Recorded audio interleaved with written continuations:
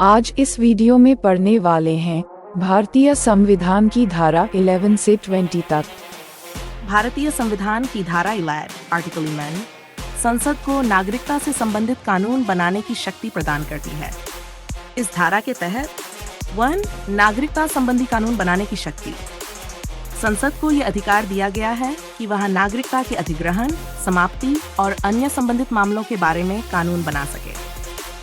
अन्य प्रावधानों से स्वतंत्र। धारा 5 से लेकर धारा 10 तक नागरिकता के संबंध में जो भी प्रावधान दिए गए हैं वे संसद की इस शक्ति को सीमित नहीं करते, यानी संसद को नागरिकता से संबंधित नए कानून बनाने की पूरी स्वतंत्रता है। संक्षेप में धारा 11 ये सुनिश्चित करती है कि संसद के पास भारतीय नागरिकता से संबंधित सभी मामलों पर कानून बनाने की पूरी शक्ति हो, चाहे वह नागरिकता को प्राप्त करने, उसे बनाए रखने या उसे समाप्त करने से संबंधित हो।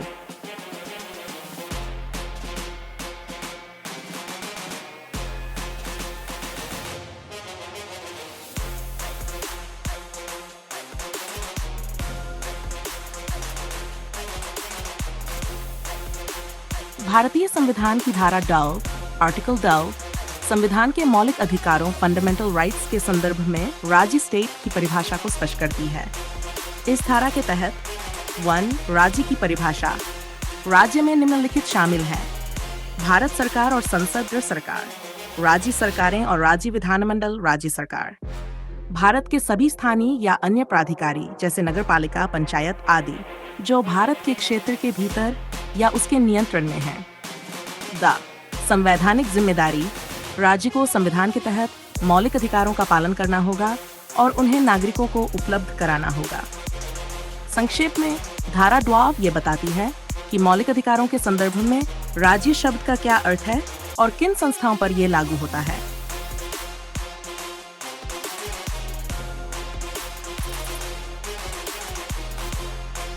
भारतीय संविधान की धारा 3 आर्टिकल 3 मौलिक अधिकारों की सुरक्षा के लिए बहुत महत्वपूर्ण है। ये धारा ये सुनिश्चित करती है कि संविधान में दिए गए मौलिक अधिकारों का उल्लंघन करने वाला कोई भी कानून अमान्य होगा। धारा 3 के मुख्य प्रावधान इस प्रकार है: मौजूदा कानूनों का परीक्षण। संविधान लागू होने से पहले जो भी कानून अस्तित्व में थे उन्हें संविधान के मौलिक अधिकारों के अनुसार जांचा जाएगा। अगर कोई मौजूदा कानून मौलिक अधिकारों का उल्लंघन करता है तो वह कानून उस हद तक अमान्य हो जाएगा। भविष्य के कानून। संविधान के लागू होने के बाद बनाए गए किसी भी कानून को मौलिक अधिकारों के विरुद्ध नहीं होना चाहिए। यदि कोई कानून मौलिक अधिकारों का उल्लंघन करता है तो वह कानून उस हद तक अमान्य होगा। कानून की परिभाषा। कानून की परिभाषा में कोई भी अध्यादेश, आदेश, उपनियम, नियम, विनियमन या अधिसूचना शामिल है जो विधि द्वारा निर्धारित की गई हो। संविधान संशोधन की प्रकृति। मीनी स्वानंद भारती बनाम केरल राज्य के मामले में सर्वोच्च न्यायालय ने यह सिद्धांत स्थापित किया कि संविधान संशोधन भी कानून की श्रेणी में आते हैं, इसलिए वे मौलिक अधिकारों का उल्लंघन नहीं कर सकते।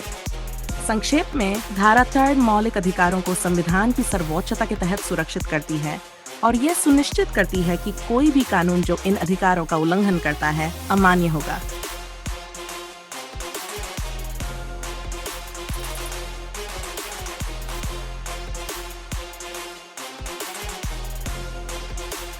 भारतीय संविधान की धारा 4 आर्टिकल 3 समानता के अधिकार राइट टू इक्वलिटी को सुनिश्चित करती है। यह धारा भारत के सभी नागरिकों के लिए कानून के समक्ष समानता और कानूनों के समान संरक्षण का अधिकार प्रदान करती है। इसके दो मुख्य प्रावधान। 1 कानून के समक्ष समानता। सभी व्यक्ति कानून की दृष्टि में समान हैं। इसका मतलब यह है कि किसी भी व्यक्ति के साथ किसी भी तरह का भेदभाव नहीं किया जाएगा, चाहे वह धर्म, जाति, लिंग, भाषा या किसी अन्य आधार पर हो। कानूनों का समान संरक्षण। सभी व्यक्तियों को कानूनों के समान संरक्षण का अधिकार है। इसका अर्थ है कि हर व्यक्ति को समान परिस्थितियों में समान कानूनी संरक्षण मिलेगा और कानून के सामने सबको बराबरी का दर्जा दिया जाएगा। धारा 4 का उद्देश्य है कि देश में किसी भी व्यक्ति के साथ अन्याय या भेदभाव न हो और सभी नागरिकों को एक समान अधिकार प्राप्त हो। ये धारा किसी भी तरह के असमान या भेदभावपूर्ण कानून या सरकारी कार्यवाही के खिलाफ सुरक्षा प्रदान करती है।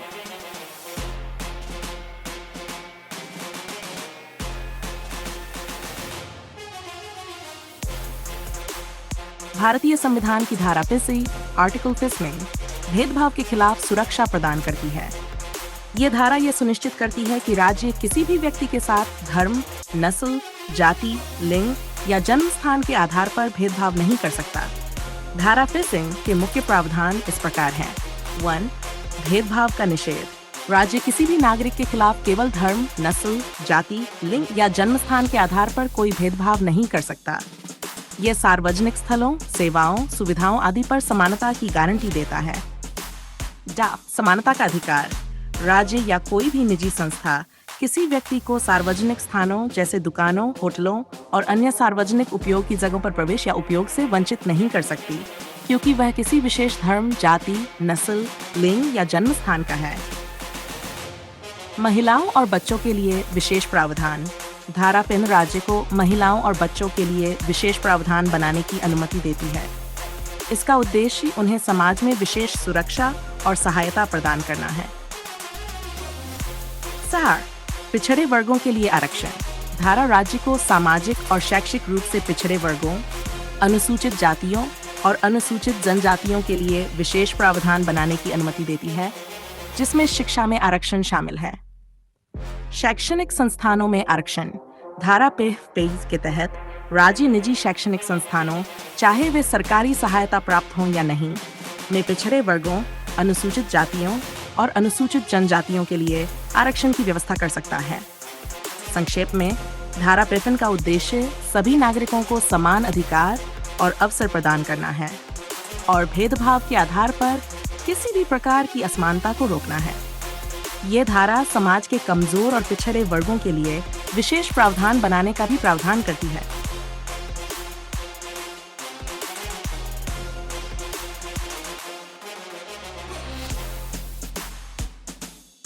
भारतीय संविधान की धारा 6 आर्टिकल 6 सार्वजनिक रोजगार के क्षेत्र में समान अवसर और भेदभाव के खिलाफ सुरक्षा प्रदान करती है। इस धारा का उद्देश्य ये सुनिश्चित करना है कि सभी नागरिकों को सरकारी नौकरियों में समान अवसर मिले और किसी भी प्रकार का भेदभाव न हो। धारा 66 के प्रमुख प्रावधान इस प्रकार हैं। समान अवसर का अधिकार। सभी नागरिकों को राज्य के अधीन किसी भी पद के लिए रोजगार के मामले में समान अवसर का अधिकार होगा। इसका मतलब है कि किसी भी नागरिक को सरकारी नौकरी पाने का समान अधिकार है और इसके लिए सभी को बराबरी का अवसर मिलना चाहिए। 2. भेदभाव का निषेध। राज्य किसी भी नागरिक के साथ धर्म, नस्ल, जाति, लिंग, वंश, जन्म स्थान, निवास या किसी भी अन्य आधार पर कोई भेदभाव नहीं कर सकता। निवास के आधार पर भेदभाव। हालांकि संसद को यह अधिकार है कि वह किसी राज्य के अधीन किसी रोजगार या पद के संबंध में निवास के आधार पर भेदभाव करने के लिए कानून बना सकती है, यदि यह उस राज्य के विशिष्ट क्षेत्रीय आवश्यकताओं के लिए आवश्यक हो। सार, पिछड़े वर्गों के लिए आरक्षण। राज्य के पास यह अधिकार है कि वह किसी पिछड़े वर्ग जो पर्याप्त रूप से सरकारी सेवाओं में प्रतिनिधित्व नहीं रखते के लिए रोजगार में आरक्षण प्रदान कर सकता है। इसका उद्देश्य सामाजिक और शैक्षिक रूप से पिछड़े वर्गों को सरकारी नौकरियों में पर्याप्त अवसर प्रदान करना है। बाय, सशस्त्र बलों के मामलों में छूट। यह प्रावधान सशस्त्र बलों और कुछ अन्य विशिष्ट सेवाओं के मामलों में लागू नहीं होता, जहां विशेष योग्यताओं की आवश्यकता होती है। संक्षेप में, धारा 28 ये सुनिश्चित करती है कि सरकारी नौकरियों में सभी नागरिकों को समान अवसर प्राप्त हों और किसी प्रकार का भेदभाव न हो। साथ ही ये सामाजिक और शैक्षिक रूप से पिछड़े वर्गों के लिए आरक्षण की अनुमति भी देती है।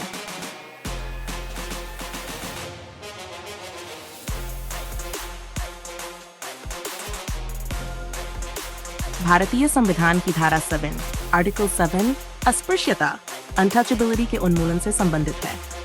यह धारा अस्पृश्यता को समाप्त करती है और इसके पालन को कानूनन दंडनीय अपराध घोषित करती है। धारा 7 के प्रमुख बिंदु निम्नलिखित हैं। 1. अस्पृश्यता का उन्मूलन। धारा 7 के तहत अस्पृश्यता को पूरी तरह से समाप्त कर दिया गया है। इसका मतलब है कि किसी भी व्यक्ति के साथ उसकी जाति या सामाजिक स्थिति के आधार पर असमान या भेदभावपूर्ण व्यवहार नहीं किया जा सकता है। ड, अस्पृश्यता के अभ्यास की मनाही। इस धारा के तहत अस्पृश्यता का पालन करना, उसका प्रचार करना या किसी भी प्रकार से उसे लागू करना कानूनी अपराध है। 3, कानूनी दंड। अगर कोई व्यक्ति अस्पृश्यता का पालन करता है या इसका समर्थन करता है तो उसे कानून के अनुसार दंडित किया जा सकता है। इसके लिए संसद ने अस्पृश्यता अधिनियम 1955, जिसे बाद में नागरिक अधिकार संरक्षण अधिनियम के रूप में आना गया, पारित किया है, जिसमें अस्पृश्यता को एक अपराध के रूप में परिभाषित किया गया है और इसके लिए सजा का प्रावधान है। संक्षेप में, धारा 7 भारत में अस्पृश्यता की प्रथा को समाप्त करने के लिए एक महत्वपूर्ण प्रावधान है। यह सुनिश्चित करती है कि किसी भी व्यक्ति को उसकी जाति या सामाजिक स्थिति के आधार पर अपमानित या भेदभावित नहीं किया जा सके और जो कोई ऐसा करता है उसे कानूनन दंडित किया जा सके।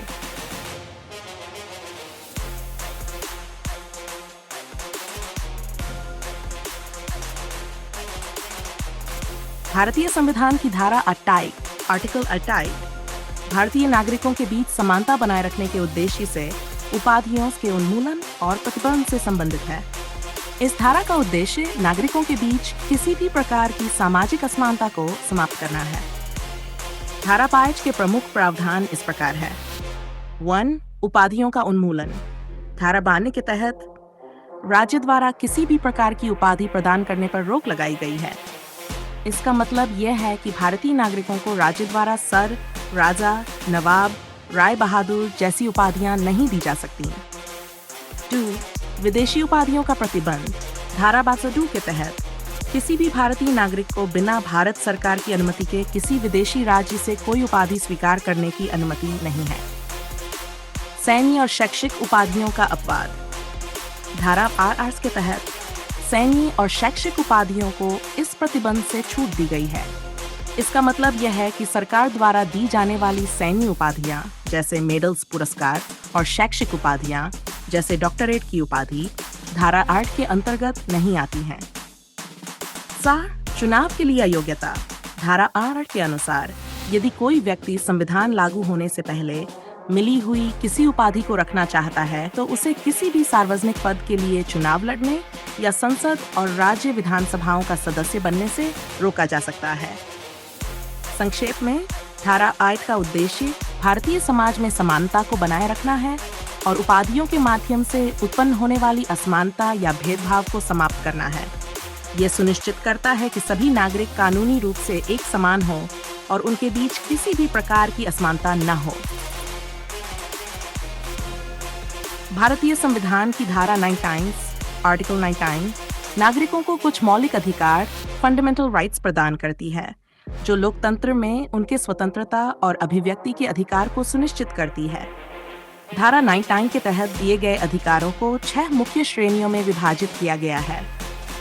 1, अभिव्यक्ति की स्वतंत्रता का अधिकार, आर्टिकल 9। प्रत्येक नागरिक को अपने विचारों को स्वतंत्र रूप से व्यक्त करने का अधिकार है। इसमें बोलने, लिखने, छापने और किसी भी अन्य माध्यम से अपने विचारों को व्यक्त करने की स्वतंत्रता शामिल है। शांतिपूर्ण सभा का अधिकार, आर्टिकल नागरिक को बिना हथियारों के शांतिपूर्ण ढंग से एकत्र होने का अधिकार है। इसमें सभाओं और विरोध प्रदर्शन करने का अधिकार भी शामिल है, बशर्ते वे शांतिपूर्ण हों। 3, संघ बनाने का अधिकार। प्रत्येक नागरिक को संघ, संगठन या सहकारी समितियों के गठन का अधिकार है। इसमें श्रमिक संघ, व्यावसायिक संघ और राजनीतिक दल शामिल हो सकते हैं। भारत के किसी भी भाग में स्वतंत्र रूप से आवागमन का अधिकार। प्रत्येक नागरिक को पूरे भारत में स्वतंत्र रूप से कहीं भी आने जाने का अधिकार है। 5, किसी भी स्थान पर निवास करने और बसने का अधिकार। प्रत्येक नागरिक को भारत के किसी भी हिस्से में स्वतंत्र रूप से निवास करने और बसने का अधिकार है। यह अधिकार आर्थिक कारणों से या किसी अन्य उद्देश्य से बसने के लिए दिया गया है। 6, कोई भी व्यवसाय, व्यापार या पेशा अपनाने का अधिकार। प्रत्येक नागरिक को अपनी पसंद के किसी भी व्यवसाय, व्यापार या पेशा अपनाने का अधिकार है। इन अधिकारों पर युक्तिसंगत प्रतिबंध। हालांकि ये अधिकार पूर्णतः स्वतंत्र नहीं है। राज्य के पास कुछ युक्तिसंगत प्रतिबंध लगाने का अधिकार है ताकि ये अधिकार समाज के हित में हो और सार्वजनिक व्यवस्था, नैतिकता, राज्य की सुरक्षा, देश की संप्रभुता और अखंडता और अन्य लोगों के अधिकारों के संरक्षण के लिए आवश्यक हों। ये प्रतिबंध निम्नलिखित आधारों पर लगाए जा सकते हैं। राज्य की सुरक्षा, देश की सुरक्षा के लिए आवश्यक होने पर। विदेशी राज्यों के साथ मैत्रीपूर्ण संबंध, विदेश नीति और अन्य देशों के साथ संबंध बनाए रखने के लिए। सार्वजनिक व्यवस्था बनाए रखने के लिए। शेर, सभ्यता और नैतिकता, नैतिक और सभ्य व्यवहार सुनिश्चित करने के लिए। बाय, न्यायालय की अवमानना, न्यायालय की मर्यादा बनाए रखने के लिए। 6, मानहानि, किसी की प्रतिष्ठा को ठेस पहुंचाने से रोकने के लिए। अपराध को उकसाना, अपराध करने के लिए उकसाने से रोकने के लिए। संक्षेप में धारा 9 भारतीय नागरिकों को कुछ महत्वपूर्ण अधिकार देती है जो उनकी स्वतंत्रता और लोकतांत्रिक मूल्यों को सुनिश्चित करते हैं, लेकिन ये अधिकार पूर्ण नहीं है और सामाजिक और राष्ट्रीय हितों के तहत उन पर कुछ युक्तिसंगत प्रतिबंध लगाए जा सकते हैं।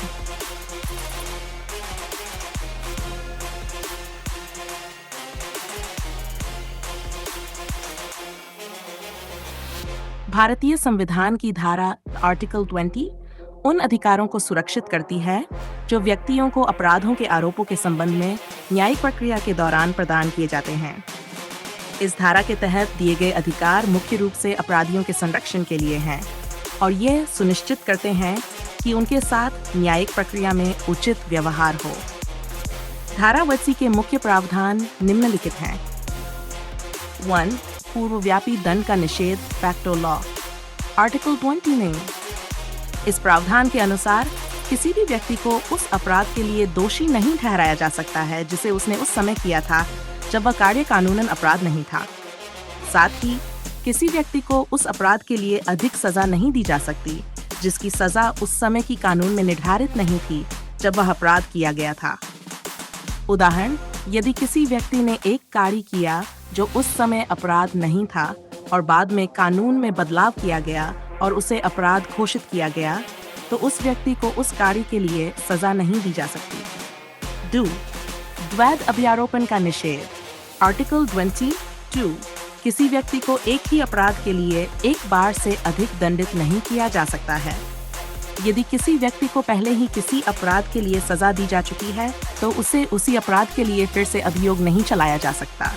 उदाहरण, यदि किसी व्यक्ति को चोरी के एक मामले में अदालत द्वारा सजा दी जा चुकी है, तो उसे उसी चोरी के मामले में फिर से सजा नहीं दी जा सकती। आत्म अभियोग से संरक्षण, prohibition against self incrimination, article 27। किसी भी व्यक्ति को खुद के खिलाफ गवाही देने के लिए मजबूर नहीं किया जा सकता है। यह प्रावधान व्यक्ति को यह अधिकार देता है कि वह खुद के खिलाफ गवाही देने से मना कर सकता है और यह सुनिश्चित करता है कि किसी भी व्यक्ति को जबरदस्ती या दबाव में आकर खुद के खिलाफ कोई बयान देने के लिए मजबूर नहीं किया जा सकता। उदाहरण, पुलिस या कोई अन्य एजेंसी किसी आरोपी व्यक्ति को ये बात ये नहीं कर सकती कि वह खुद के खिलाफ बयान दे या स्वीकारोक्ति करे।